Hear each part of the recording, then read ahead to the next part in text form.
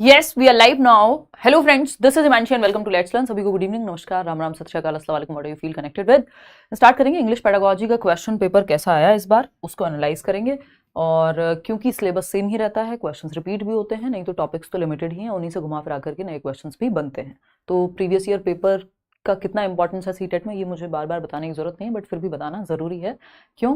क्योंकि इंपॉर्टेंट है, घूम फिर के इन्हीं को आना है। ठीक, चलिए शुरुआत करते हैं, समझते हैं। और दो सेट लेने की कोशिश की थी, बट दो कंप्लीट सेट नहीं लिए, 20 क्वेश्चंस करेंगे। जस्ट 15 नंबर का एक सेट होता ही है आपका, तो 5 क्वेश्चन और कर लेंगे। इसका पीडीएफ मिल जाएगा टेलीग्राम चैनल पे, लाइक शेयर सब्सक्राइब आप कर देंगे। और ये सीटेट का बैच है जो करियर वेल ऐप पे अभी लाइव है, और इस पे फर्दर डिस्काउंट है दशहरा तक, है ना। तो ये क्लियर सी बात हुई।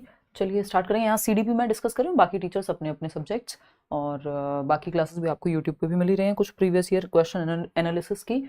क्वेश्चन नंबर 1 देखिएगा, India's language in education policy, 3 language formula जिसको हम कहते हैं, अटेम्प्ट्स टू प्रमोट। अब देखो, इसी क्वेश्चन को पिछली बार कैसे पूछा था कि इंडिया की एजुकेशन पॉलिसी की अगर हम बात करते हैं लैंग्वेज को लेके, तो India's, what is the name of the India's language in education policy.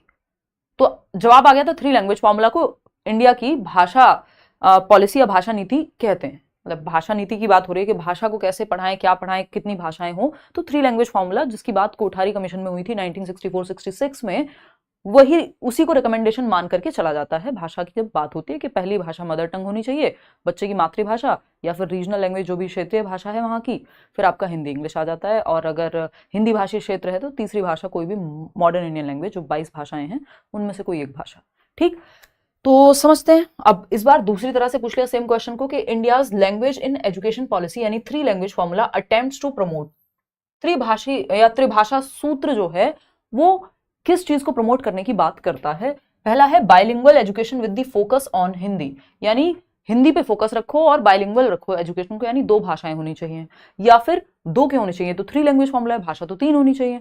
फिर आते हैं mother tongue based on multilingualism, यानी जो मातृभाषा है वो आपकी मल्टीलिंगुअलिज्म यानी बहुभाषिता पे बेस्ड हो। फिर आता है आपका मल्टी लैंग्वेज एजुकेशन, कई सारी भाषाएं सिखाओ शिक्षा में, या मोनोलिंगुअल एजुकेशन, यानी सिंगल लैंग्वेज को, मोनो का मतलब सिंगल, बाय का मतलब 2। ठीक, तो या फिर 2 भाषाएं या फिर सिंगल भाषा।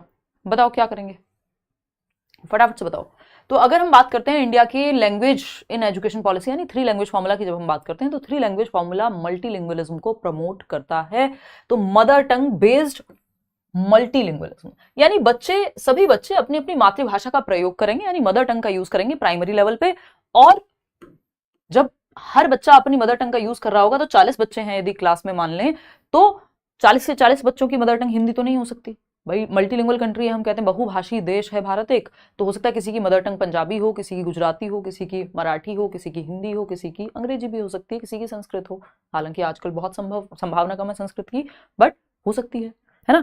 तो मदर टंग बेस्ड मल्टीलिंगुअलिज्म, यानी किसको, मातृभाषा को बेस बना करके आप बहुभाषिता को प्रमोट करो, ऐसा आपका 3 लैंग्वेज फॉर्मूला कहता है। बिल्कुल सही बात है।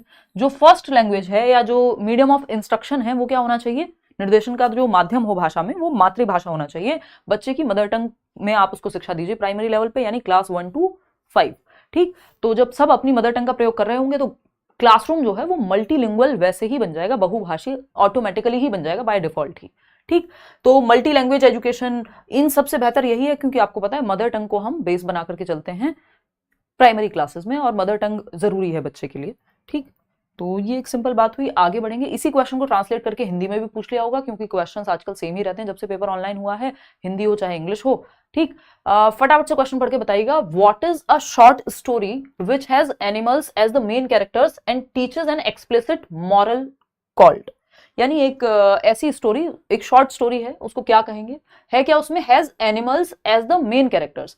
एनिमल जो है वो मेन कैरेक्टर है ना। वो कौन सी, मोगली में तो इंसान है मेन कैरेक्टर, मान लो इसी तरह की और भी कुछ आपको स्टोरीज मिल जाएंगी जिसमें एक एनिमल है, कोई शेर हो सकता है, कोई और हो सकता है, जो कोई फॉक्स हो सकती है, लोमड़ी हो सकती है, जो मेन कैरेक्टर हो, and teaches an explicit moral. अब एक आपको नैतिक शिक्षा दे करके जाता है ये कैरेक्टर। ठीक, इसको क्या कहेंगे। पहला है कि होता है ना अंत में मॉरल ऑफ द स्टोरी ये है ना, कि इससे हमने ये सीखा, ये कहानी हमें सिखाती है कि झूठ बोलना पाप है ना। देखिए, तो फर्स्ट ऑप्शन क्या है, साइंस फिक्शन है ये। देखिए, साइंस फिक्शन में टेक्नोलॉजी की, इनोवेशन की कुछ ऐसी बात जरूर होगी, है ना। स्टोरी है, मूवीज में भी साइंस फिक्शन अपने आप में एक जॉनरे है, मतलब बहुत सारी मूवीज आप लोग देखते हैं। अभी शायद हमारे जो बॉलीवुड में आई थी, कल की नाम था आई थिंक, हाँ, तो वो कह सकते हैं उसको, तो मूवीज भी तो स्टोरीज ही है ना अपने आप में। तो साइंस फिक्शन तो ये नहीं है, क्योंकि यहाँ एनिमल्स की बात हो रही है और मॉरल ऑफ द स्टोरी की बात हो रही है।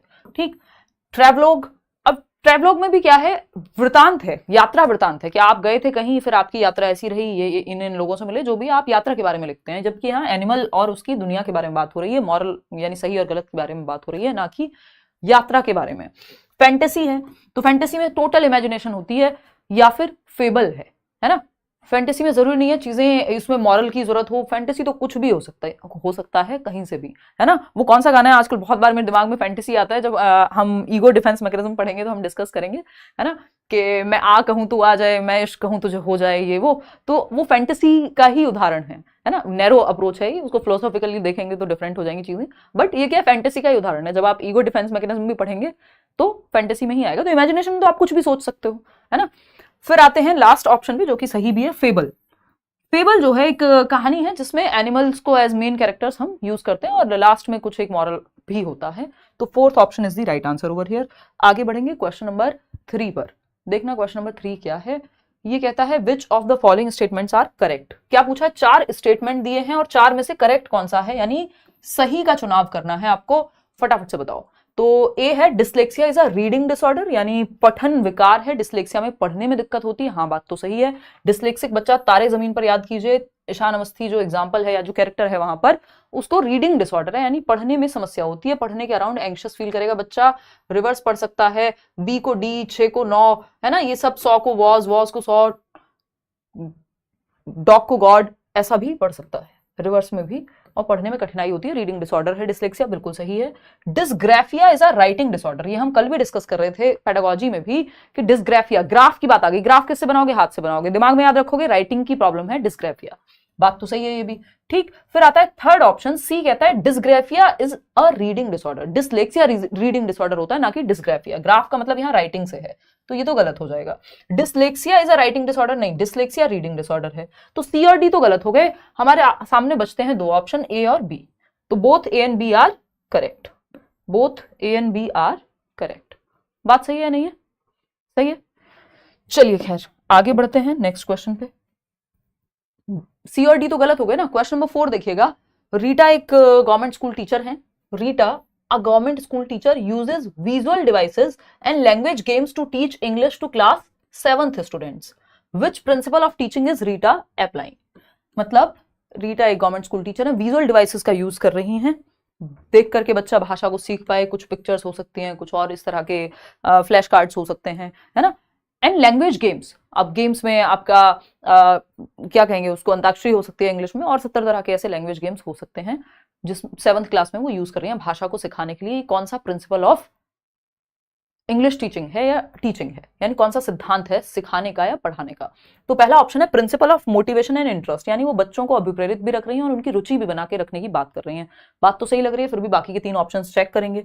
सेकेंड है प्रिंसिपल ऑफ को रिलेटिंग विद लाइफ, यानी जीवन से जोड़ रही हैं। क्या सिर्फ जीवन से जुड़ने की बात हो रही है यहाँ पे, लैंग्वेज गेम हमेशा जीवन से जुड़ेंगे, पता नहीं, हो भी सकता है। Principle of natural process, natural process ये एक प्राकृतिक प्रक्रिया है। Principle of practice and habit formation, bar bar repeat हो रही होती कोई चीज तो हम कहते हैं कि प्रैक्टिस एंड हैबिट फॉर्मेशन की बात हो रही है। ठीक, अब हमें इन तीनों ऑप्शंस में से बेस्ट ऑप्शन चाहिए, क्योंकि तीनों को ही हम डिनाई नहीं कर सकते बिल्कुल कि ये हो ही नहीं सकता, हो तो सकता है। ठीक, सॉरी, तो principle of motivation and interest, यानी एक तो बच्चे मोटिवेटेड होते हैं जब, और उनका इंटरेस्ट बढ़ता है जब उनको कोई चीज दिखा करके सिखाई जाए। जब हम कहते हैं कि लर्निंग स्टाइल्स हैं 3, सीखने के 3 स्टाइल्स हैं, अधिगम के 3 स्टाइल्स हैं, और फटाफट से आप मेरे साथ बताएंगे कि कौन से स्टाइल्स हैं। तो अधिगम शैलियां जिनको हम कहते हैं कि बच्चे 3 तरह से सीखते हैं, ज्यादातर बच्चे जो हैं वो 3 तरह से सीखते हैं, 3 मुख्य स्टाइल्स हैं सीखने की। ठीक, विजुअल, ऑरल और काइनेस्थेटिक। ठीक, अब विजुअल मतलब देख करके, बजाय कि बोलने के या कुछ लिखने के आप कोई इमेज दिखा दीजिए, कोई नॉवल पढ़ने की बजाय आप पिक्चर दिखा दीजिए, ज्यादा लोग इंटरेस्ट लेंगे।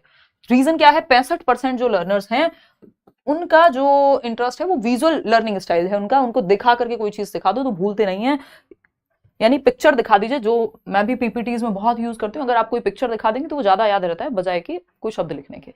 तो 65% जो लर्नर्स होते हैं उनका learning style visual learning style है। फिर आता है ऑरल। ऑरल बोले तो ऑडियो से संबंधित है, यानी सुन करके, श्रव्य अधिगम करता है एक तरह से, तो ये है 30% लोग। 30% लोग सुन करके, कोई आप जैसे अपने दोस्त को कहते होंगे पेपर से पहले कि भाई तू सुन के बता दे, या तू बोल के बता दे, तू बोल दे एक बार डेफिनेशन, फिर याद हो जाएगी, तो ये ऑडिटरी लर्निंग हो गई, या रेडियो या पॉडकास्ट सुन रहे हैं आप। फिर आता है आपका काइनेस्थेटिक, यानी करके सीखने वाले लोग। जितने ज्यादा सेंसेस आपके इन्वॉल्व हो जाएंगे सीखने में उतना बेहतर है, सिंपल एज दैट। ठीक, तो 5% लोग हैं जिनको करके ही दिखाना पड़ेगा। ठीक, तो विजुअल में इंटरेस्ट क्रिएट हो जाएगा, इतनी बात तो पक्की है ना। और मोटिवेटेड भी होगा बच्चा, क्यों? क्योंकि गेम्स में सबको मजा आता है, बच्चा है तो गेम्स में तो मजा आएगा ही। तो हमें पहला ऑप्शन ज्यादा बेहतर लग रहा है बाकी के दो के। फिर भी बाकी के दोनों को देखते हैं एक बार। Principle of correlating with life, जीवन से जोड़ रहे हैं आप, तो जीवन से जोड़ रहे हैं तो मोटिवेशन और इंटरेस्ट तभी तो क्रिएट हो रहा है कि कुछ तो कनेक्ट हो ही रहा होगा, मीनिंगफुल होगी लर्निंग।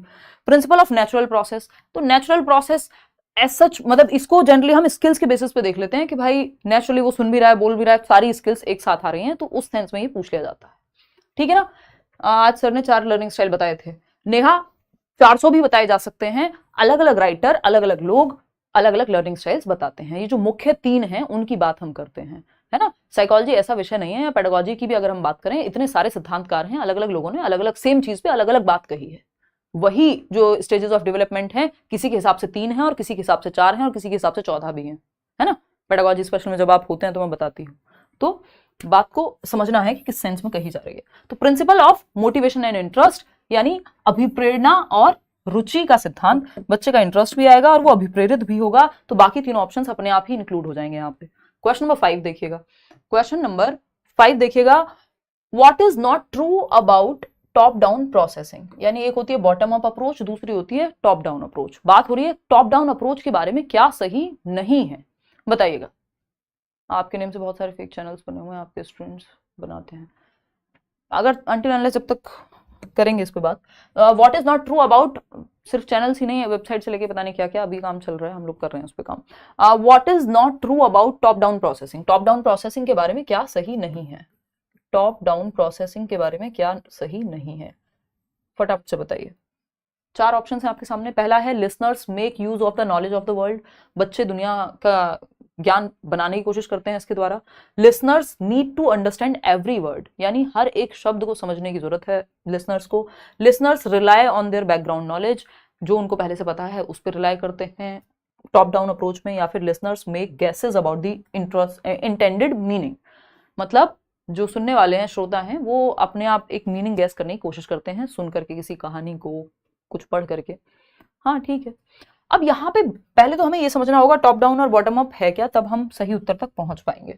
ठीक है ना। जब हम बात कर रहे हैं टॉप डाउन अप्रोच की या बॉटम अप अप्रोच की, तो टॉप डाउन ही समझ लेते हैं पहले, टॉप डाउन अप्रोच, और दूसरी है bottom up approach. Bottom up approach ये हिंदी में भी आता है, इंग्लिश में भी आता है। ठीक, बात सही है नहीं?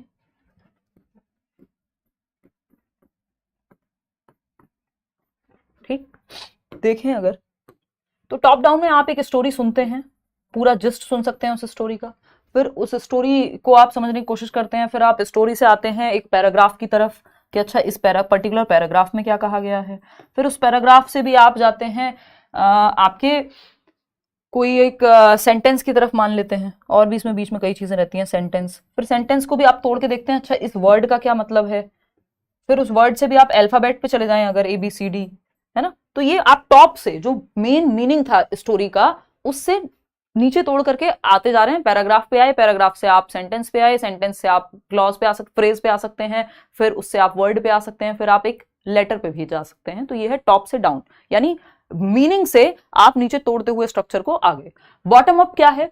बॉटम अप है शुरुआत करते हैं आप किससे, बिल्कुल वर्ड मीनिंग से, एक अल्फाबेट से या लेटर से, ABCD सीखने से, फिर आप वर्ड सीखते हैं, वर्ड के बाद आप एक सेंटेंस स्ट्रक्चर सीखते हैं, तो आप सेंटेंस को समझते हैं, फिर आप उसके बाद एक पैराग्राफ पे जाते हैं, पैराग्राफ पे जाते हैं, फिर आप जाते हैं स्टोरी या एक कंप्लीट स्टोरी के मीनिंग पे। तो आप नीचे से ऊपर की ओर बढ़ रहे हैं, यानी बॉटम अप। ABCD से आप एक कंप्लीट स्टोरी की तरफ जा रहे हैं। तो अगर हम देखें यहाँ पे तो टॉप डाउन अप्रोच में स्टोरी का जिस्ट इंपॉर्टेंट है, यानी आपको सेंस समझ में आ जाना चाहिए। एक एक वर्ड जरूरी नहीं है कि आपको समझ में आया हो, वो तो आप बाद में तोड़ करके समझते हैं। ठीक, तो यहाँ पे अगर हम देखें तो listeners make use of the knowledge of the world, दुनिया की समझ का इस्तेमाल करते हैं। हाँ ठीक है, listeners need to understand every word, ये कहना गलत है, क्योंकि आपको जो दुनिया की समझ है वो आप कहानी को समझने में इस्तेमाल करते हैं। जरूरी नहीं आपको हर शब्द किसी मूवी में, किसी किताब में, किसी कहानी में समझ में आए, लेकिन आप सेंस बनाते हैं वो पढ़ करके कि अच्छा इसका मतलब इस कॉन्टेक्स्ट में, इस संदर्भ में ये हो सकता है। ठीक, किसी गाने में भी, इवन फॉर दैट मैटर, आप कोई पंजाबी गाना सुन रहे हैं, जरूरी नहीं आपको सारे शब्द समझ में आए, है ना, लेकिन आपको एक मोटा मोटा मीनिंग समझ में आ जाएगा, है ना। तो ये क्या है, listeners need not to understand every word. जबकि वहीं आप उल्टा पंजाबी सीखना शुरू कर दें अगर बिल्कुल शब्द उससे, ABCD से, लेटर्स से, तो फिर क्या होगा, फिर बॉटम अप अप्रोच हो जाएगी, फिर वहां आपको एक एक मीनिंग वर्ड सब समझ में आना चाहिए। तो listeners rely on their background knowledge, हाँ कि आपको जो पहले से पता होगा उसका आप यूज करके समझ बनाने की कोशिश करते हैं कि ये कहना चाहता है ना। Listeners make gases about the intended meaning, हाँ मीनिंग क्या हो सकता है उसको लेकर के आप गैस करते हैं, लेकिन ये बिल्कुल जरूरी नहीं है कि टॉप डाउन अप्रोच में आपको हर एक शब्द समझ में आएगा। चलिए आगे बढ़ते हैं, कहानी क्या है समझते हैं। क्वेश्चन नंबर देखिएगा 6। क्वेश्चन नंबर 6 कहता है which tool is not ideal for formative assessment, यानी एक होता है समेटिव असेसमेंट जिसमें मार्क्स वगैरह की बात की जाएगी, जजमेंट के लिए है एक तरह से, अगर देखा जाए कितने % नंबर आए, साल में 2 बार होगा या बिल्कुल एंड में होगा टर्म के। वहीं फॉर्मेटिव क्या है, ड्यूरिंग टीचिंग लर्निंग प्रोसेस चलता रहता है, FA जिसको कहते हैं हम, साल में 4 बार FA हो रहे हैं, FA1 FA2, अब तो टर्म वाला सिस्टम आ गया है। तो which tool is not ideal for formative assessment, यानी कौन सा टूल आइडियल नहीं है फॉर्मेटिव असेसमेंट के लिए, यानी जहां पे बच्चे को ड्यूरिंग टीचिंग लर्निंग प्रोसेस हम आकलन कर पाए पूरे साल भर में, एक्टिविटी बेस पे, जरूरी नहीं है वहां पे पेपर पेंसिल टेस्ट हो, और FA में पेपर पेंसिल टेस्ट नहीं होता है, SA में जनरली पेपर पेंसिल टेस्ट होता है। तो प्रोजेक्ट एक्टिविटी बेस्ड है तो FA का उदाहरण है, क्लास प्रेजेंटेशन ये भी एक्टिविटी बेस्ड ही है, असाइनमेंट एक्टिविटी बेस्ड ही है, लेकिन पेपर पेंसिल टेस्ट ये SA में चला जाता है। तो यही सही है, क्योंकि पेपर पेंसिल टेस्ट ही गलत था और जो गलत है वही सही है, क्योंकि पूछा ही गलत था, नॉट लिखा हुआ था क्वेश्चन में। क्वेश्चन नंबर 7 देखिएगा, ये क्या कहता है भाई क्वेश्चन नंबर 7। क्वेश्चन नंबर 7 कहता है assessment done throughout the teaching learning process to clarify student learning and understanding is called dash, मतलब वो आकलन जो throughout the teaching learning process चल रहा हो to clarify students learning and understanding, बच्चों की समझ को बेहतर करने के लिए, थ्रू आउट यानी during teaching learning process, teaching learning की प्रक्रिया चल रही है, बीच में जहां बच्चों को दिक्कत आ रही है वो भी समझा जा रहा है, जहां वो बेहतर कर सकता है उसको भी समझा जा रहा है। ठीक, तो थ्रू आउट चल रही हैं चीजें। तो असेसमेंट इन लर्निंग है या असेसमेंट एज लर्निंग है, फॉर है या ऑफ है, ऑफ लर्निंग आफ्टर होगा, थ्रू आउट नहीं चलेगा। आफ्टर टीचिंग लर्निंग प्रोसेस आपको टेस्ट लेना है, देखना है कितने नंबर आए, वो ऑफ लर्निंग है। SA का उदाहरण है, यहाँ पे हमें FA यानी फॉर्मेटिव रचनात्मक आकलन का उदाहरण चाहिए। असेसमेंट एज लर्निंग होता है सेल्फ असेसमेंट, बच्चा खुद का आकलन खुद से करे। Assessment for learning, assessment for learning क्या है भाई, सीखने के लिए आकलन, ये बिल्कुल सही है। ड्यूरिंग टीचिंग लर्निंग प्रोसेस यानी through out teaching learning process ये प्रक्रिया चल रही है ना, बच्चों को कहाँ इंप्रूवमेंट की जरूरत है, कहाँ वो फीडबैक की जरूरत है, ये सारी चीजें इसमें आ जाएंगी। इन लर्निंग तो चैप्टर में ही इंक्लूडेड होता है, तो इसलिए वो आएगा नहीं यहाँ पे। तो असेसमेंट फॉर लर्निंग इसका उदाहरण है, फॉर लर्निंग का ये उदाहरण है। क्वेश्चन नंबर 8 देखिएगा, ये क्या कहता है भाई, क्वेश्चन नंबर 8 कहता है learners should be exposed to language, यानी भाषा का उनको माहौल मिलना चाहिए। ठीक है, and errors are evidence that learning is taking place is advocated by, यानी बच्चों को आपको भाषा का माहौल देना चाहिए। एंड एरर्स यानी जो गलतियां उनसे हो रही हैं, आर एविडेंस, वो ये सबूत है इस बात का कि लर्निंग हो रही है, यानी बच्चा अगर सीखेगा नहीं तो गलती भी नहीं होगी, गलती हो रही है इसका मतलब सीख तो रहा है। ठीक है ना, सीख तो रहा है। तो learners should be exposed to language and errors are evidence that learning is taking place advocated by, कौन लोग कहेंगे कि अगर गलतियां हो रही हैं तो बच्चा सीख रहा है, और लैंग्वेज का उसको एक्सपोजर दीजिए, स्पेस दीजिए, माहौल दीजिए लैंग्वेज का बच्चे को, तभी वो बच्चा भाषा सीखेगा। तो ह्यूमनिस्ट पर्सपेक्टिव है ये, मानवतावादी। साइको एनालिस्ट यानी मनोविश्लेषणवाद। देखिए ह्यूमनिस्ट आपको जनरली ये इज्म नहीं पढ़ने होते हैं, स्कूल्स ऑफ साइकोलॉजी नहीं पढ़ने होते हैं। जब पेडागोजी स्पेशल या आप सीटेट के बाद की तैयारी करते हैं तो ये मैं स्कूल्स ऑफ साइकोलॉजी सारे डिस्कस करती हूँ, पहला ही चैप्टर है ना। तो मानवतावादी लोग ये मानते हैं कि ह्यूमंस इनहेरेंटली अच्छे ही होते हैं, और बाकी तो सिचुएशन है, ये है वो है, और इसमें कार्ल रॉजर्स आपके अब्राहम मैस्लो आ जाते हैं, तो आपको वो जानना नहीं है। और ये ह्यूमनिस्टिक थॉट नहीं है कि लैंग्वेज के बारे में बात करना, लैंग्वेज दिमाग से जुड़ी हुई एक चीज है, और कॉग्निटिविस्ट लोग यहाँ पे ऐसी बात करेंगे, ना कि साइको एनालिस्ट। सिगमंड फ्रॉइड यहाँ पे आ जाएंगे, मन के विश्लेषण की बात करेंगे, सपनों का मनोविज्ञान या इंटरप्रिटेशन ऑफ ड्रीम्स की बात करेंगे, कॉन्शियस सबकॉन्शियस अनकॉन्शियस माइंड की बात करेंगे, इड ईगो सुपर ईगो की बात करेंगे, डिफेंस मैकेनिज्म की बात करेंगे, तो ये अलग ही कहानी चली जाएगी। बिहेवियरिस्ट जो है वो तो भाई कंडीशनिंग की बात करेंगे, रट्टा लगवाओ, 2 एकम 2, 2 दूनी 4, रिपीट कराते रहो, हैबिट फॉर्मेशन करा दो, ये करा दो, वो करा दो, इसको भी हम बहुत अच्छा नहीं मानते एजुकेशन के लिए। कॉग्निटिविस्ट लोग हैं जो ये कहेंगे कि गलतियां सीखने का ही हिस्सा हैं और आप माहौल दीजिए तो हमारा ब्रेन जो है इंफॉर्मेशन को एब्जॉर्ब करेगा। थिंकिंग ब्रेन क्या है, कंप्यूटर की तरह है जिसमें चीजें जो है इंफॉर्मेशन को प्रोसेस करना, रिटेन करना, समझ बनाना, थिंकिंग, रीजनिंग, प्रॉब्लम सॉल्विंग, ये सब पे ध्यान देंगे कॉग्निटिविस्ट लोग। और एक नॉम चॉम्स्की भी आपकी कहीं ना कहीं कॉग्निटिव साइकोलॉजिस्ट कह सकते हो आप उनको, हालांकि वो नेटिविस्ट माने जाते हैं लैंग्वेज को लेकर के, यानी नेटिविस्ट वो लोग जो कह रहे हैं कि इनेट क्षमता है आपके ब्रेन में भाषा को एक्वायर करने की। तो ये संज्ञानवादी हैं, कॉग्निटिविस्ट लोग हैं जो ये कहेंगे कि भाषा के लिए आप एक्सपोजर दीजिए और गलती हो रही है इसका मतलब सीख रहा है बच्चा। क्वेश्चन नंबर 9 देखिएगा, ये क्या कहता है, creativity in language education is, यानी रचनात्मकता भाषा की शिक्षा में क्या है। पहला है classroom activity using new methods of teaching, यानी आप क्लासरूम एक्टिविटी करा रहे हैं कुछ नए मेथड्स का इस्तेमाल करके, यानी क्रिएटिविटी यानी आउट ऑफ द बॉक्स कुछ नया करने की कोशिश कर रहे हैं। बात तो सुंदर लग रही है देखने में, फिर भी सेकंड ऑप्शन देखेंगे, classroom material using communicative language teaching, CLT का इस्तेमाल कर रहे हैं आप। कम्युनिकेटिव लैंग्वेज टीचिंग होता है आप कम्युनिकेशन को माध्यम बना करके भाषा सिखा रहे हैं, यानी बच्चे आपस में चर्चा कर रहे हैं, क्लास में कम्युनिकेट कर रहे हैं, जिस भाषा को आप सिखाना चाहते हैं उस भाषा में, यानी वो कम्युनिकेट कर रहे हैं। मान लीजिए इंग्लिश आप सिखाना चाह रहे हैं तो इंग्लिश में बच्चे बातें कर रहे हैं, ठीक। फिर आता है open ended classroom task which allow for different interpretations and answers, यानी ऐसे टास्क दीजिए जहां पे ओपन एंडेड टास्क हैं, बच्चे को डिफरेंट डिफरेंट तरीके के काम करने हैं या एक्टिविटी करनी है जिसमें वो अलग अलग मीनिंग या अलग अलग दिशाओं में जा सकता है, नई चीजें एक्सपेरिमेंट कर सकता है।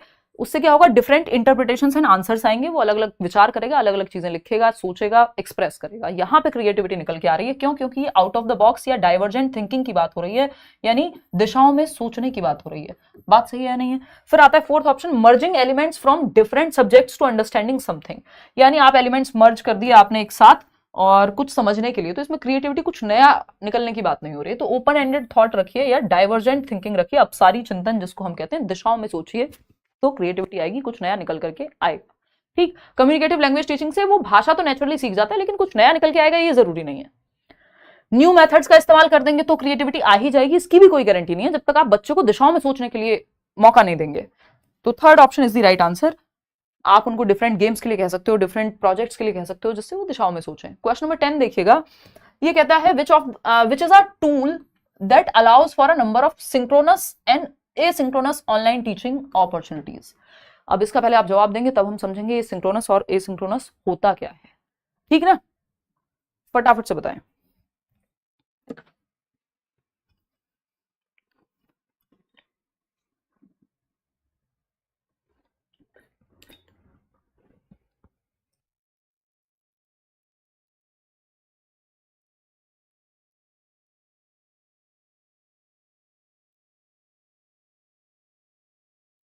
देखिएगा एक बार, which is a tool that allows for a number of synchronous and asynchronous online teaching opportunities. देखिए सिंक्रोनस हैं जो रियल टाइम में आपको इंटरेक्ट करने की बात करें, जैसे मैं यहाँ पे डिस्कस कर रही हूँ और आप उधर से कमेंट कर सकते हैं तुरंत के तुरंत, रियल टाइम में बात चल रही है, लाइव स्ट्रीमिंग हो गई जैसे, है ना। 9 बज के जितने भी मिनट हुए, ये तो 6 बजा रही है, ये चाबी भरने वाली घड़ी हमने ले ली है और तब से हम चाबी ही नहीं भर पाते हैं। 9:36 हो रहे हैं और एग्जैक्ट सेम टाइम पे आप भी उधर देख पा रहे हैं, ठीक। तो ये क्या है, सिंक्रोनस है, ठीक। आप वीडियो कॉल पे बात कर रहे हैं, सिंक्रोनस है। एसिंक्रोनस हो जाएगा, आपने किसी को मैसेज कर दिया, ईमेल कर दिया, वो उसकी मर्जी है कब रिप्लाई करे, तो वो रियल टाइम में ना होकर के बाद में भी आप उसमें इनपुट दे सकते हैं या रिप्लाई कर सकते हैं। जब ऑनलाइन टीचिंग अपॉर्चुनिटीज की बात हो रही है तो कौन सा एक उदाहरण है, कौन सा ऐसा टूल है जो सिंक्रोनस, यानी ऐसी चीजें जो रियल टाइम में चल रही है, लाइव स्ट्रीमिंग वगैरह भी हो जाएगी, और एसिंक्रोनस चीजें भी हैं, यानी जहां पे बाद में भी रिस्पॉन्ड करने का ऑप्शन है या चीजें पहले से फीडेड भी हैं। तो ये टेलीविजन होगा, टेलीविजन तो एसिंक्रोनस ही है, वहां पे तो आप टेलीविजन पे थोड़ी ना आप किसी से डायरेक्ट चैट थोड़ी करते हो, आप वहां कमेंट थोड़ी करते हो टेलीविजन देखते समय, है ना। पेडलेट टेक्स्ट बुक भी अगेन वन वे ही है, वो एसिंक्रोनस ही है। रेलवे टिकट बात थोड़ी करेगा आपसे, रेलवे टिकट दोनों तरफ से। तो ये पेडलेट करके जो है एक ऑनलाइन वेबसाइट है, ऑनलाइन प्लेटफॉर्म है जहां पे सिंक्रोनस और एसिंक्रोनस दोनों ही तरह के टूल्स जो है आपको मिल जाएंगे टीचिंग लर्निंग के लिए। एसिंक्रोनस आपकी स्ट्रीमिंग हो सकती है या बाकी चीजें हो सकती हैं, और इसमें एक पिक्चर मैंने लगाई थी जिसमें उदाहरण था कि आपको कुछ समझना है तो वहां लिखा हुआ भी मिल जाएगा और आपको चैट करनी है तो वो सब ऑप्शंस भी मिल जाएंगे। तो ये थोड़ा out of the box question उन्होंने पूछ लिया।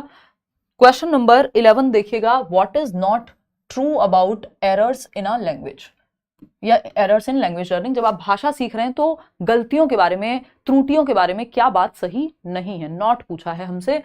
एरर्स, फर्स्ट ऑप्शन है, errors are crucial aspect of the language learning process, यानी जो गलतियां हैं, जो त्रुटियां हैं, वो महत्वपूर्ण हैं सीखने की प्रक्रिया में, अधिगम की प्रक्रिया में। बात तो सही है, लेकिन हमको सही चाहिए कहाँ? हमको चाहिए गलत, हमको चाहिए रेड फ्लैग, यहाँ पे ग्रीन नहीं चलेगा।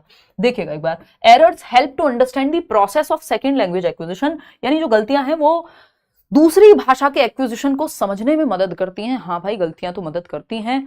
फिर आगे बढ़ते हैं, रागिनी बहुत बढ़िया। थर्ड ऑप्शन देखिए, errors hinder the language learning process, भाषा सीखने की प्रक्रिया में त्रुटियां या गलतियां जो हैं वो समस्या या बाधा का काम करती हैं, जो कि गलत है, क्योंकि लर्निंग का पार्ट है एरर्स, है ना। Errors are not always bad and help in learning, बिल्कुल सही बात है कि जो एरर्स हैं वो हमेशा गलत ही नहीं होती, सीखने में मदद करते हैं। तो ये तीनों तो सही है, बट हमको तो सही नहीं चाहिए, ग्रीन नहीं, हमको चाहिए रेड फ्लैग, यानी जो गलत है वही सही है, क्योंकि पूछा ही गलत है। तो थर्ड ऑप्शन सही है कि errors hinder the language learning process, यानी गलतियां जो हैं वो बाधा बनती हैं सीखने में। ये मूर्खतापूर्ण बात है, गलतियां सीखने का हिस्सा हैं। ऐसा व्यक्ति आपको नहीं मिल सकता जो सीखता हो और कभी गलती ना की हो। गलती करना सीखने का हिस्सा है, ये हम पूरी पेडागोजी में मान करके चलते हैं। तो ये हुई एक बात, एरर्स को हिंड्रेंस या बैरियर की तरह नहीं, एक अपॉर्चुनिटी की तरह देखना है, अवसर की तरह देखना है। क्वेश्चन नंबर 12 देखिएगा, ये क्या कहता है भाई, in a second language class a teacher played audio on health is wealth. एक दूसरी भाषा की कक्षा है। दूसरी भाषा का मतलब क्या है? पहली भाषा जो मदर टंग है बच्चे की, चाहे वो आपके लिए हिंदी हो, पंजाबी हो, जो भी आपके घर पे बोली जाती है, जो आपने एक्वायर कर लिया। सेकंड लैंग्वेज है जो भी दूसरी भाषा आप स्कूल में सीख रहे हैं या जो आपकी मातृभाषा नहीं है, तो वो सेकंड लैंग्वेज बन जाएगी यहाँ पे। ठीक, तो मान सकते हैं कि इंग्लिश हमारे लिए सेकंड लैंग्वेज है, अज्यूम कर लेते हैं, एग्जाम्पल ले लेते हैं। फॉर एग्जाम्पल, इंग्लिश आपकी सेकंड लैंग्वेज है, जो कि ज्यादातर लोगों की होगी भी। तो सेकंड लैंग्वेज सिखाते समय टीचर ने क्या किया, एक ऑडियो, एक कुछ ऑडियो प्ले की, किस चीज की, कोई एक किसी भी फॉर्मेट में हो सकती है ऑडियो, कि हेल्थ इज वेल्थ, यानी स्वास्थ्य ही क्या है, धन है। तो ही देन डिस्ट्रीब्यूटेड हैंडआउट्स, अब हैंडआउट्स दिए, कुछ शीट्स दी टीचर ने, and asked the students to tick the correct answer from the given option. अब कुछ ऑप्शंस दिए हुए हैं, उसमें से सही आंसर को टिक करना है, उस बेसिस पे जो ऑडियो सुनाई गई थी आपको कि हेल्थ इज वेल्थ, अब आपको सही आंसर टिक करने हैं, सुन करके, समझ करके। तो क्वेश्चन क्या है यहाँ पे, the objective of the lesson was to enable the learner, यानी उद्देश्य क्या है इस लेसन का, बच्चों को क्या सिखाना, बताओ एक बार। हाँ बिल्कुल, एस्टेट के लिए हेल्पफुल है, आपको डायरेक्ट क्वेश्चंस ऐसे मिल जाएंगे एस्टेट में भी, आप चेक कर लीजिएगा, बिल्कुल मिल जाएंगे। ये जहां भी इंग्लिश पेडागोजी पूछी जाती है वहां हेल्प करेगा ही आपको, ठीक है ना। The objective of the lesson was to enable the learner, क्या उद्देश्य था इस पूरे जो भी लेसन का या ये एक्टिविटी कराने का, कि बच्चा किस में बेहतर हो जाए। To listen to analyse the ideas, यानी आइडियाज को सुन के एनालाइज कर पाए, यानी विश्लेषण कर पाए उनका कि क्या कहा जा रहा है। सेकेंड ऑप्शन है to memorise the lesson on health and wealth. देखिए, हमको रट्टे नहीं लगवाने, बच्चों को पैसिव नहीं रखना है, मेमोराइज में तो सिर्फ याद करने की बात होती है, तो याद करना बहुत अच्छा नहीं मानेंगे हम। To hear the lesson on health, यानी जस्ट सुन ले बच्चा, तो फिर टिक लगवाने की तो जरूरत ही नहीं थी, सुन के खत्म हो जाता। फोर्थ ऑप्शन है to engage the learners with a task, यानी बच्चों को आप एक टास्क में एंगेज कीजिए, इन्वॉल्व कीजिए, जो कि हमें सुंदर लग रही है बात, लेकिन सिर्फ एंगेज करने की बात होती तो ये असेसमेंट की क्या जरूरत थी। जब हम यहाँ पे आकलन भी कर रहे हैं कि सही आंसर को वो टिक करे, पहले सुन के समझे, एनालाइज करे, फिर एनालाइज करके बताएगा कि क्या सही है और क्या गलत है। भाई जब आप विश्लेषण करेंगे तभी तो पता लगेगा कि ये सही है, ये नहीं ऐसे होगा। तो यहाँ पे एनालिसिस भी काम में आ रहा है, एंगेजमेंट तो अपने आप हो जाएगा एनालिसिस में। बच्चा एंगेज नहीं होगा तो वो एनालाइज कर ही नहीं पाएगा, यानी संलग्न नहीं होगा तो नहीं विश्लेषण कर पाएगा। तो to engage the learners with a task, नहीं, एंगेजमेंट यहीं आ गया already. To listen to analyse the idea, कि वो प्रॉपर विश्लेषण कर पाए, क्या सही क्या गलत, क्या कहा गया था क्या नहीं कहा गया था, इस चीज का विश्लेषण कर पाएगा बच्चा। क्वेश्चन नंबर 13 देखिएगा, ये क्या कहता है, फटाफट से बताइएगा और समझते हैं। क्वेश्चन नंबर 13 कहता है, when is international mother language day celebrated. ये ईयर 2000 से शुरू हो गया था कि एक इंटरनेशनल मदर लैंग्वेज डे बनाएंगे और सेलिब्रेट करेंगे सब दुनिया भर में। तो ये कौन सा, और यूनेस्को के द्वारा ये कदम उठाया गया था, जिनका जो हेडक्वार्टर है वो पेरिस में है, ठीक है। यूनेस्को ने डिक्लेयर किया इसको ईयर 2000 में, सन 2000 में, कि कौन सा, बताओ आप, डेट तो आप ही बताओगे, नहीं तो फिर जवाब मिल जाएगा आपको, चीटिंग हो जाएगी। व्हेन इज, दिमाग कहाँ है मेरा, when is international mother language day celebrated. तो सिंपल है इसका जवाब, फैक्चुअल क्वेश्चन है, 21 फरवरी यानी 21 फरवरी 2000 से ये शुरू हुआ, ईयर 2000 से यूनेस्को के द्वारा इंटरनेशनल मदर लैंग्वेज डे बना दिया, मातृभाषा दिवस कह लीजिए आप इसको, अंतरराष्ट्रीय। क्वेश्चन नंबर 14 देखिएगा, identify the type of email you would write if you were writing to a colleague who is your friend. यानी कि आप किस तरह का ईमेल लिखते यदि आप एक ईमेल लिख रहे हैं अपने उस कॉलीग को, कॉलीग मतलब जो आपके साथ काम कर रहा है, आपके साथ का कोई टीचर हो सकता है, जो आपका दोस्त भी है, जैसे उदय सर हो सकते हैं हमारे लिए, ठीक। तो किस भाषा में आप लेटर लिखेंगे, बिजनेस लैंग्वेज में, कॉरेस्पॉन्डेंस में, इनफॉर्मल या फॉर्मल।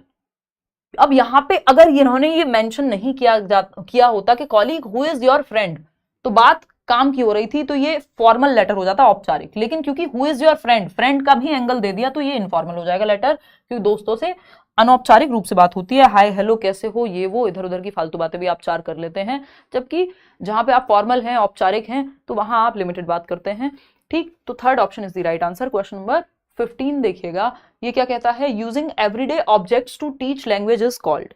यानी आप एवरीडे ऑब्जेक्ट्स का इस्तेमाल कर रहे हैं कि आप ये पेन ले गए क्लासरूम में, ये मग ले गए मान लीजिए, ठीक है, क्लासरूम के अंदर ये बॉटल लेके चले गए, तो इन एवरीडे ऑब्जेक्ट्स को यूज करना क्लासरूम में क्या कहलाएगा, सिंपल बताइए।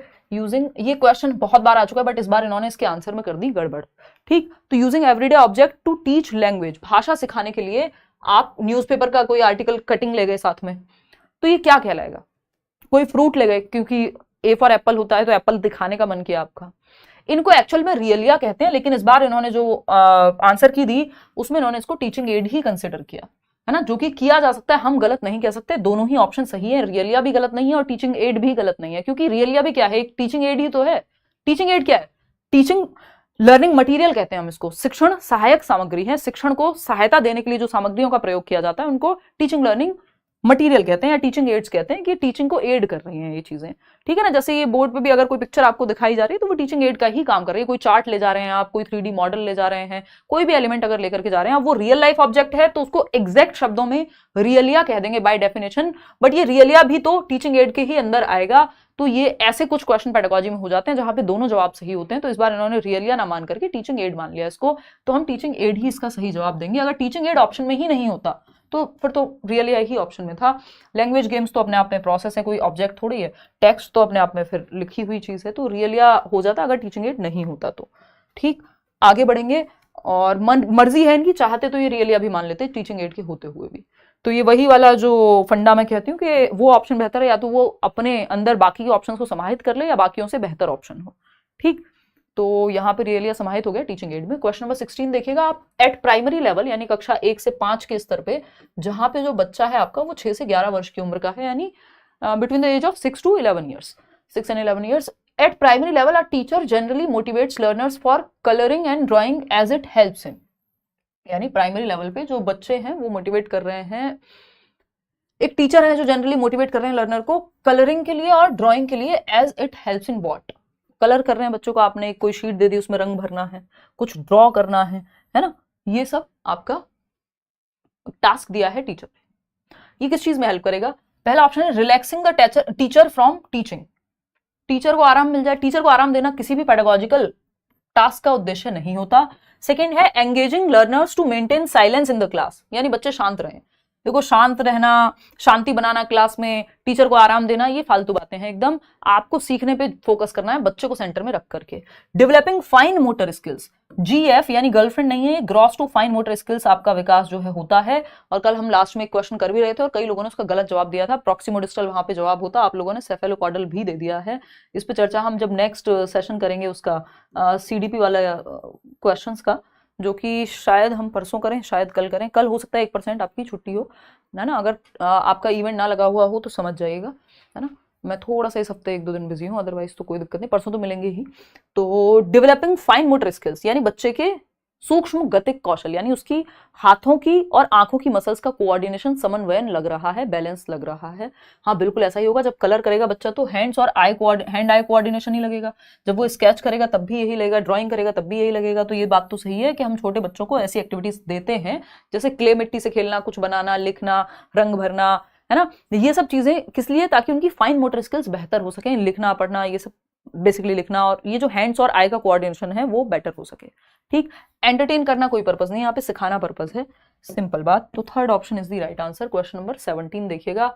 क्वेश्चन नंबर 17 कहता है the statements that describe the knowledge, skills and attitudes that student should acquire by the end of a particular class और कोर्स कम अंडर व्हाट। यानी ऐसे स्टेटमेंट जो डिस्क्राइब करते हैं, बताते हैं the knowledge, skills and attitudes that student should acquire by the end of a particular class, एक class के या फिर एक कोर्स के अंत में। यानी आप तीसरी कक्षा में हैं तो बच्चा तीसरी कक्षा के या थर्ड क्लास के एंड तक ये चीजें सीख ले, ये स्किल्स एक्वायर कर ले, है ना, इतने वर्ड मीनिंग उसको पता हो, ये एटीट्यूड उसके अंदर आ जाए, ये नॉलेज उसकी डेवलप हो जाए। इस तरह का टास्क जो है वो किस चीज के अंदर आएगी, इस चीज की नॉलेज, क्या कहेंगे इसको। तो एक तरह से आप ऑब्जेक्टिव सेट कर रहे हैं, ये उद्देश्य है कि इस क्लास के जो आप लेसन प्लानिंग अगर आपने की होगी एक्चुअल में, है ना, लेसन प्लानिंग होती है, लेसन प्लान्स बनाए जाते हैं आपके बीएड, डीएलएड, बीटीसी, इन सब में अगर आपने रेगुलर किया है तो, है ना, हवा में चीजें हुई तो बात अलग है। तो लेसन प्लान की अगर आप बात करें तो पाठ योजना बनाई जाती है, उसमें ऑब्जेक्टिव्स होते हैं, कुछ जनरल ऑब्जेक्टिव्स होते हैं, सामान्य उद्देश्य, कुछ होते हैं स्पेसिफिक ऑब्जेक्टिव्स यानी विशिष्ट उद्देश्य। तो उसके अंदर सामान्य उद्देश्य क्या हो सकते हैं भाई, अंग्रेजी में आप ये सीखोगे, ये होगा, वो होगा। स्पेसिफिक उस चैप्टर से रिलेटेड हो सकते हैं। तो ऑब्जेक्टिव्स यानी उद्देश्य आप निर्धारित कर रहे हैं। एक बात तो ये हो गई। फाउंडेशनल लिटरेसी आउटकम्स, इसको फाउंडेशनल लिटरेसी कहेंगे कि basic foundational literacy, reading writing पढ़ना सीख जाए, उसकी तो बात ही नहीं हो रही है। टीचिंग आउटकम कहेंगे, न्यूमरेसी आउटकम कहेंगे, नंबर में ये सीख जाएगा या टीचिंग का ये आउटकम आ जाएगा, नहीं, लर्निंग आउटकम कहेंगे कि ये स्किल पर्टिकुलरली बच्चे में डेवलप हो जाए, ये ऑब्जेक्टिव्स आपने जो सेट किए थे वो अचीव हुए कि नहीं हुए, तो ये लर्निंग आउटकम के अंदर आएगा कि जो एटीट्यूड आपने चाहा वो डेवलप हुआ कि नहीं हुआ, नॉलेज, स्किल, ये सब सीखा कि नहीं सीखा, क्या एक्वायर किया, अंत में आउटकम क्या निकल करके आया, आपने जो सीखा, जो पूरा साल कोई चीज पढ़ी, उसका आउटकम क्या आया, जब आप पेपर देकर के आएंगे इतने नंबर आए तो वो, या क्या आपने सीखा, नंबर आए तो फिर भी वो नंबर ही है, आउटकम में ही आएंगी दोनों चीजें, तो ये लर्निंग आउटकम ही है। आगे बढ़ेंगे क्वेश्चन नंबर 18 में, क्या कहता है क्वेश्चन नंबर 18 देखेंगे। क्वेश्चन नंबर 18 कहता है a teacher promotes group discussion, यानी समूह परिचर्चा पे फोकस करता है एक टीचर, बढ़ावा देता है ग्रुप डिस्कशन को कि बच्चे ग्रुप में डिस्कशन करें, चर्चा करें, डिस्कशन डिबेट ये सब करें। एंड पीयर इंटरेक्शन, यानी बच्चे आपस में एक दूसरे के साथ इंटरेक्ट करें in her classroom. She does not bother to correct spelling और प्रोनाउंसिएशन एरर्स, यानी जो टीचर हैं वो बहुत ज्यादा इस बात पे ध्यान नहीं देती कि हर बार स्पेलिंग सही करें बच्चे की या उसका उच्चारण यानी प्रोनाउंसिएशन को करेक्ट करें। शी इज यूजिंग, ध्यान किस पे उनका है कि पीयर इंटरेक्शन, कि वो चर्चा करना तो सीखें, बच्चे अपने विचारों का आदान प्रदान करना सीखें, ग्रुप डिस्कशन हो रहा है, अपने एक दूसरे के विचारों को सुनना समझना, अपने विचारों को प्रेजेंट करना, ये सब सीखें। स्पेलिंग और प्रोनाउंसिएशन बाद में भी जाकर के ठीक हो सकती है। She is using dash approach in her classroom, कौन सी अप्रोच है, बच्चे एक्टिव हैं, कुल मिलाकर के हमें ये नजर आ रहा है कि बच्चे जो हैं ग्रुप डिस्कशन में, पीयर इंटरेक्शन में क्या है, सक्रिय भूमिका निभा रहे हैं। बच्चा जहां एक्टिव है वो बढ़िया बात है। ठीक, स्पेलिंग वगैरह पे बाद में जाया जा सकता है, जबकि स्पेलिंग जो है ट्रेडिशनल रोल में तो हम कहते हैं कि हाँ भाई स्पेलिंग पे भी फोकस करना है, एक्लेक्टिक में दोनों तरीके हम अपनाते हैं कि स्पेलिंग भी हो जाए सही और ये भी एक्टिव भी रहे बच्चा। स्ट्रक्चरल तो सिर्फ स्ट्रक्चर पे ही फोकस करेगा। तो ये कंस्ट्रक्टिविस्ट क्लासरूम है, रचनावादी, पियाजे वाइगोत्स्की वाली, क्योंकि बच्चा एक्टिव है, बच्चे को एक्टिव रखने पे, मीनिंग मेकिंग पे, अर्थ निर्माण पे फोकस है कि बच्चे के विचार, उसका विचारों का आदान प्रदान, वो सोचता कैसे, इन सब चीजों पे ध्यान हो, तो जीवन से जोड़ करके हम उसको एक्टिव रखने की कोशिश कर रहे हैं। तो first option is the right answer. आगे बढ़ेंगे, question number 19, second last question है। देखिएगा क्वेश्चन नंबर 19 कहता है to teach tense in your class, past, present, future tense सीखते थे ना, पढ़ा होगा कभी ना कभी आपने। तो to teach tense in your class you use two pictures of the same person, आप दो पिक्चर्स का इस्तेमाल कर रहे हैं, है ना, एक हिमांशी है जो 11 साल की है और एक हिमांशी है जो 21 साल की है। ठीक है, हिमांशी ही, ठीक, दो पिक्चर का आपने यूज किया, आप अपना नाम रख सकते हैं, किसी का भी नाम रख सकते हैं। One picture taken 15 years ago, यानी 15 साल पहले एक पिक्चर ली गई थी जब बच्चा 15 साल का था। एंड अनदर जस्ट क्लिक्ड, और दूसरी पिक्चर हो सकती है जो 30 साल की उम्र में ली गई। ये तो जस्ट मैंने 10 साल के गैप पे आपको उदाहरण दे दिया है। You initiate a talk in the class about his present and past, his appearance, his habits, now you are using. फिर आप पिक्चर देख के कह रहे हैं देखो पहले ऐसे बाल रखता था ये व्यक्ति, ऐसा दिखता था, या आप खुद के बारे में भी दिखा सकते हैं 10 साल पहले या 15 साल पहले, आज ऐसा दिखता है। इससे ये पता चलता है कि इस हैबिट, पहले बटन नहीं लगाता था, अब देखो थोड़ा प्रेजेंटेबल हो गया एंड ऑल, ये वो देख करके आप बता सकते हैं पिक्चर के बीच में। तो इससे क्या पता लग रहा है बच्चे को, ये प्रीवियस नॉलेज टेस्टिंग या एक तरह से इंट्रोडक्शन हो गया कि आप लेसन को इंट्रोड्यूस कर रहे हैं इस तरह से कि पास्ट, प्रेजेंट और फ्यूचर होता क्या है ये समझ आ जाए बच्चे को। फिर आप टेंस पे जाएंगे, जीवन से जोड़ रहे हैं बेसिकली। तो रूल बेस्ड ग्रामर है ये, है ना। प्रेस्क्रिप्टिव ग्रामर है, सिर्फ रूल बता देते आप, फिर इतनी कहानी सुनाने की क्या जरूरत थी। अगर रूल बेस्ड ग्रामर होती तो सिंपल रूल बता दिए जाते कि ये टेंस है, इसमें ये रूल होता है, बात खत्म। जैसे आप लोगों को या हम लोग को पढ़ाया गया बचपन में, इतने प्यार से, इतने अच्छे से, इतने तरीके से, तो कम ही लोग डिस्कस करते थे तब। प्रेस्क्रिप्टिव ग्रामर में भी लगभग रूल्स पे ही बेस्ड होती है, थ्योरेटिकल ही होती है वो भी। स्ट्रक्चरल ग्रामर में बस स्ट्रक्चर पे ही फोकस है ना, ये फॉर्म है, ये है, वो है, ये सारी बातें स्ट्रक्चर में भी थियोरेटिकल ही है। लेकिन यहाँ पे आप एक्टिविटी करा करके मीनिंग मेकिंग कर रहे हैं, बच्चों के जीवन से जोड़ करके सिखा रहे हैं, फिर उदाहरण देंगे। तो ये पेडागोजिकल ग्रामर है जो अर्थ निर्माण पे फोकस करती है कि बच्चे को एक्टिव रख करके हम चीजें सिखाएं, ना कि ग्रामर को रूल्स की फॉर्म में नहीं रटाना है, जीवन से जोड़ करके सिखाना है। ये आपकी पेडागोजिकल या कॉन्टेक्चुअल ग्रामर भी हमें कह सकते हैं, उसको संदर्भ में आप सिखा रहे हैं। तो fourth option is the right answer. आगे बढ़ेंगे क्वेश्चन नंबर 20। क्वेश्चन नंबर 20 क्या है? While preparing a lesson plan on the topic pollution, प्रदूषण पे एक आप पाठ योजना बना रहे हैं, what will be your first step? पहला स्टेप क्या होगा? पहला है फ्रेम ऑब्जेक्टिव्स। अभी यही हमने डिस्कस किया था लास्ट क्वेश्चन में कि जब आप लेसन प्लानिंग करते हैं तो क्या करते हैं। सबसे पहले फ्रेम ऑब्जेक्टिव्स यानी उद्देश्यों का निर्माण करते हैं कि किस उद्देश्य से क्या सिखाना चाहते हैं आप, वो लिखेंगे। प्रिपेयर इंट्रोडक्टरी क्वेश्चंस, कुछ इंट्रोडक्टरी क्वेश्चंस प्रिपेयर करेंगे जो प्रीवियस नॉलेज टेस्टिंग के लिए होते हैं, या go through the topic many times, बहुत बार आप टॉपिक को पढ़ते रहेंगे। सेलेक्ट टीचिंग एड्स या टीचिंग एड सेलेक्ट कर लेंगे। तो सबसे पहले आप उद्देश्य का निर्माण करते हैं कि ये सामान्य उद्देश्य होंगे यानी जनरल ऑब्जेक्टिव होंगे, ये स्पेसिफिक ऑब्जेक्टिव होंगे। हमारा उद्देश्य क्या है, हम कर क्यों रहे हैं, ये क्लास हो क्यों रही है, ताकि आप सीटेट में या जो भी टेट एग्जाम है जहां पे भी इंग्लिश पेडागोजी आती है आपको मदद मिल सके, इंग्लिश के क्वेश्चंस को टैकल कैसे करना है वो आप सीखेंगे। तो ये उद्देश्य है इस क्लास का कहीं ना कहीं। तो उसी तरह से जब आप एक लेसन प्लान बना रहे हैं तो एक ऑब्जेक्टिव्स फ्रेम करने होते हैं, जो आपका पहला स्टेप है। बाकी सब बाद में आएंगे कि आप फिर अब कुछ क्वेश्चंस भी पूछेंगे, है ना, फिर आप टीचिंग एड सेलेक्ट करते हैं, फिर बाद में प्रेजेंटेशन का नंबर आता है, ठीक है, 10 साल बाद भी याद है। चलिए खैर, first option is the right answer कि आप उद्देश्यों का निर्माण करते हैं, फ्रेम करते हैं ऑब्जेक्टिव्स को। आउट ऑफ 20 क्वेश्चंस कितने आपके ठीक हुए वो आप कमेंट करके बता देना सेशन के बाद। लाइक शेयर सब्सक्राइब भी कर देना। ये पीडीएफ आपको जो भी एक दो पेंडिंग है वो मिल जाएंगे टेलीग्राम चैनल पे, और ये है बैच आपका जहां आप एनरोल कर सकते हैं career lab. Out of 20 questions कितने ठीक हुए वो भी आप बता सकते हैं। आज के लिए फिर हम इतना ही रखेंगे। धन्यवाद आप सभी का। और 16, 15 बहुत बढ़िया, 16, 13, 11 बहुत बढ़िया। चलिए कल मिलते हैं, होपफुली कल मिलेंगे। अगर इवेंट ना लगा हुआ मिले तो आप समझ जाना कि क्लास फिर परसों होगी।